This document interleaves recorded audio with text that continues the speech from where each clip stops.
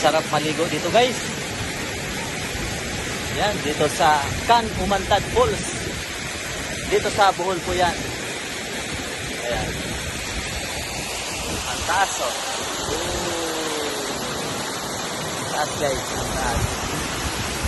Hindi siya ganun kalaliman. Parang nga naman na magandang idea actually yun. Hindi siya ganun kalaliman. Para walang malulunod. Oo, pwede sa mga bata, pwede sa mga adult. Kasi hanggang ano lang siya. I think 4.5 feet lang ang kanyang lalim. Kaya wala pong, sabi nga malulunod yan. So napakagandang idea po yan. Ang pinakaano lang dito, yung view, yung ambience ng kalilikuan. At siyempre falls nga ito. So ibig sabihin fresh water po yan. So walang duming naiipon sa gitna. Yun ang napakagandang ano doon. Tawag na nito. Basta yun na yun guys. Kayo na bahalang dumugtong kung ano yung ibig kong sabihin ha. Oo.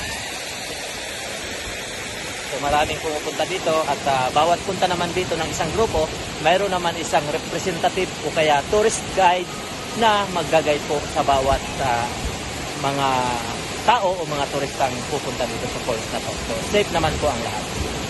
So ayan po, once again sa mga gustong magbakasyon dito sa Bohol, huwag niyo pong kakalimutang pasyalan ang Can Umantad Falls. Dito po yan sa sa lampas ng Rice Terraces guys. Kung pupunta kayo ng Rice Terraces, ayan, after like maybe another 15 to 20 minutes ride, may mga riders po tayo. Oo. So makakarating po kayo dito sa falls na to. Kasi galing din kami doon sa Rice Terraces. Napakaganda ng lugar. Isa talaga sa pinaka the best na tourist attraction ng Pilipinas. Kaya nga sa ika nga more fun in the Philippines. Mabuhay mga Pilipino. Ayan. At siyempre, mabuhay sa lahat ng ating mga kababayan OFW sa buong mundo.